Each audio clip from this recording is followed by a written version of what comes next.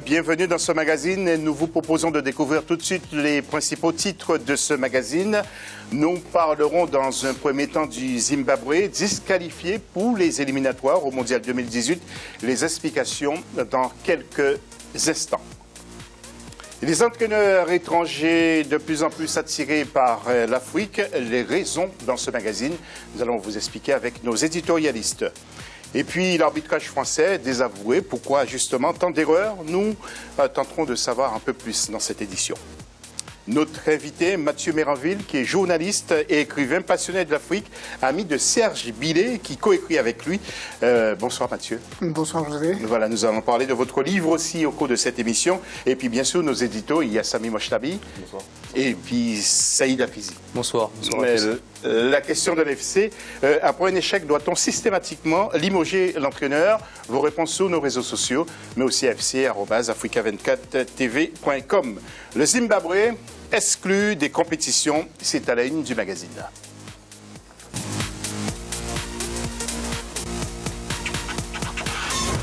Et avant de commenter ce sujet, je vous le disais, le Zimbabwe donc, a été disqualifié des éliminatoires de la Coupe du Monde 2018 de football. Selon la FIFA, justement, la Fédération de football du Zimbabwe aurait omis de payer le sélectionneur de l'équipe nationale. Une sanction qui suscite la colère et l'indignation dans le pays. Les explications de Birama Saounera. Au Zimbabwe, la polémique monte après la disqualification de l'équipe nationale pour les éliminatoires de la Coupe du Monde 2018. Une décision de l'instance internationale de football, FIFA, en cause le non-respect du délai pour le règlement de l'impayé au sélectionneur brésilien José Claudini Jorginho, communément appelé Valinos. Cela pourrait avoir d'énormes conséquences sur notre jeu. Le fait que nous ne participions pas à la Coupe du Monde signifie qu'il y aura très peu de matchs de football joués en aval.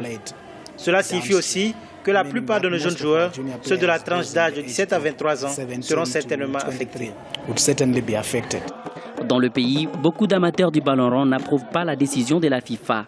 Ils exhortent la Fédération de football du Zimbabwe, ZIFA, à interjeter appel de cette sanction. Sommes-nous le seul pays à n'avoir pas payé un entraîneur?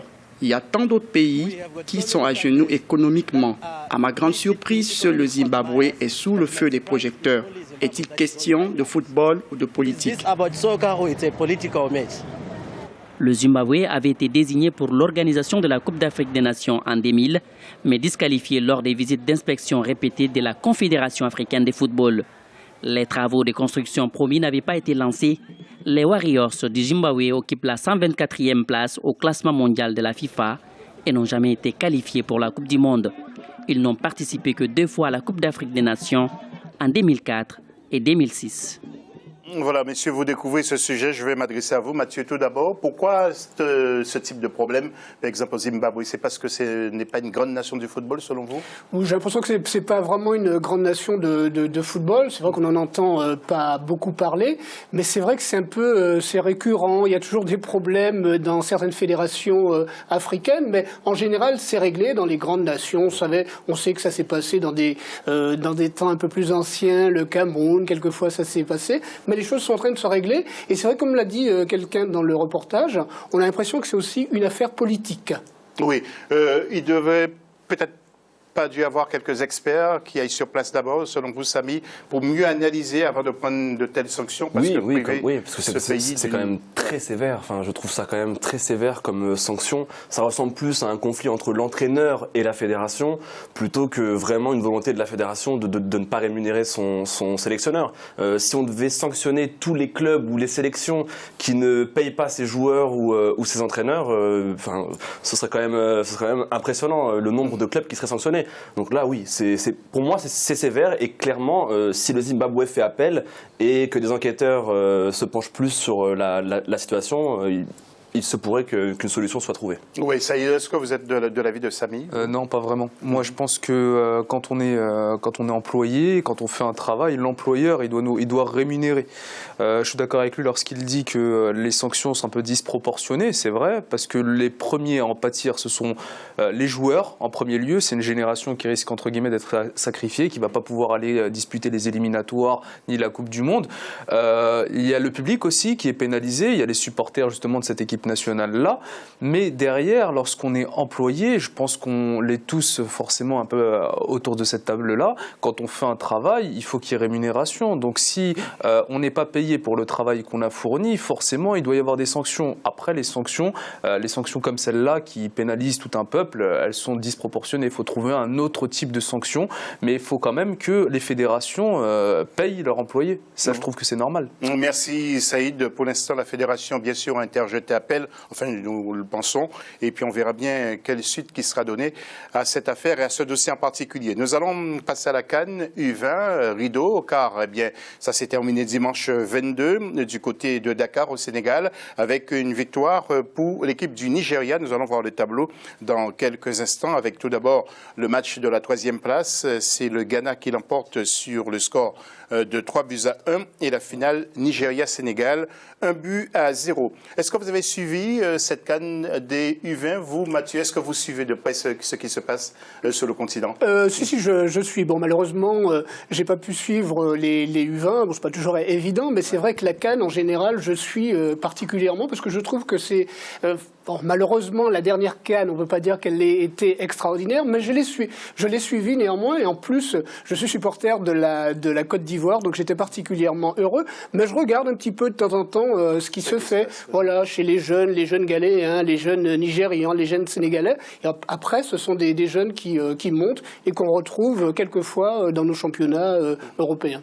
Voilà. Alors, le carré final, bien sûr. Samy, est-ce que c'était vos prévisions, justement, avec le Ghana, le Mali, le Nigeria et le Sénégal? Oui, peu de surprises, à part le Sénégal sur son sol qui est allé quand même jusqu'au final, c'est une belle performance. Maintenant, contrairement aux sélections seniors, en junior, le Nigeria, là je pense que c'est son 7e titre, il me semble. 7e, le Ghana en a 3, donc est fini 3e. Donc peu de surprises, le Nigeria est un mastodonte chez les sélections juniors sur le continent africain. Donc oui, la logique a été respectée et peut-être même trop souvent à ce stade de la compétition. Alors le Mali qui n'a pas fourni un effort considérable pour cette finale de la 3e place face au Ghana, 3-1. On a le sentiment, et c'est ce que disait d'ailleurs Mohamed Traoré, que les jeunes aigles du Mali n'étaient pas très motivés à cause de la demi-finale qui a été perdue contre le Sénégal et qui était contestée. Oui, c'est un petit scandale quand même. Enfin, je pense qu'on a tous vu la balle rentrer sur la frappe, je ne sais plus de quel joueur malien. Mais oui, ils ont clairement eu le sentiment d'être volés. Mohamed l'a assez répété. Je pense qu'au Mali, c'est un sentiment général. Et quand on regarde les images, c'est vrai que c'est difficile après de se remotiver pour un match qui, pour beaucoup, après la déception de la défaite en demi-finale, compte pour du beurre. Vous, Saïd, quel a été votre regard, votre point de vue, votre analyse? Oui, dès le début, ici même sur ce plateau, on avait mis le Nigeria clairement favori de cette compétition. On se rappelle des prestations, notamment en Coupe du Monde U17. Donc c'est une nouvelle génération qui arrive, c'est la même génération qui est là. Donc c'était prévisible. Maintenant, effectivement, psychologiquement, c'est difficile pour cette équipe du Mali de se remettre dans le match, de se remettre dans la compétition avec ce sentiment énorme d'injustice, injustice qui est réelle, parce qu'effectivement ils se sont fait entre guillemets voler leur finale, et donc un match comme ça pour une médaille de bronze entre guillemets après ce qui s'est passé, c'est difficile psychologiquement de se remettre dedans. Donc c'était prévisible. Merci messieurs. Donc nous le rappelons, le Nigeria remporte la CAN des U20 et normalement le Sénégal devrait organiser la CAN des U23. Bien entendu, la balle est dans le camp du gouvernement sénégalais. Nous en saurons un peu plus dans les semaines à venir. Nous allons passer aux infos avec Gernot Rohr, qui est devenu officiellement le nouveau sélectionneur du Gabon. Ou du Burkina Faso. Burkina Faso. Je me disais bien que j'avais marqué une erreur. J'avais inscrit une erreur sur ma feuille, donc du Burkina Faso. Et prépare la rencontre contre le Maroc. Je crois que j'ai tout. C'est plutôt Gabon qui joue contre le Maroc. Non, c'est le Burkina Faso qui joue contre le Maroc à Casablanca le 31 mars et il a fait appel justement à certains joueurs. Oui, allez, essayez. Le Burkina Faso qui ne joue pas contre l'équipe du Maroc, qui joue contre l'équipe du Maroc A'. Donc c'est l'équipe qui est composée uniquement de joueurs locaux. parce que l'équipe A, elle jouera contre l'Uruguay au stade d'Agadir. D'accord, donc en tout cas, ça serait un test quand même intéressant. Oui, très très intéressant. C'est l'équipe du Burkina Faso qui vient avec entre guillemets toutes ses vedettes, que ce soit Traoré, que ce soit les deux frères Traoré d'ailleurs, toutes ces vedettes qu'il connaît, etc., qui va affronter l'équipe des meilleurs joueurs du championnat local. Donc ça va être un très très beau galop d'essai pour cette équipe A'. Cette équipe A' qui prépare, elle, le CHAN. Donc ça va être un beau match dans de belles conditions. Oui. Gernot Rohr qui arrive au Burkina Faso. Qu'est-ce qu'il va apporter? Il va changer les donnes et on lui a mis la pression déjà. Hein. Il faut qu'il qualifie justement le Burkina Faso pour la prochaine CAN, mais aussi pour la Coupe du Monde. Oui, espérons pour lui. Maintenant, il a quand même un lourd héritage. Le Burkina s'est complètement raté lors de la CAN 2015, il faut bien l'avouer, mais ça reste quand même une équipe qui a été finaliste en 2013. Donc oui, il a quand même un lourd héritage à supporter. Il a une équipe en place, pas vraiment en reconstruction, puisque les cadres de l'équipe ne sont pas si vieux que ça. Tu l'as dit avec les frères Traoré qui sont encore capables de jouer quelques années.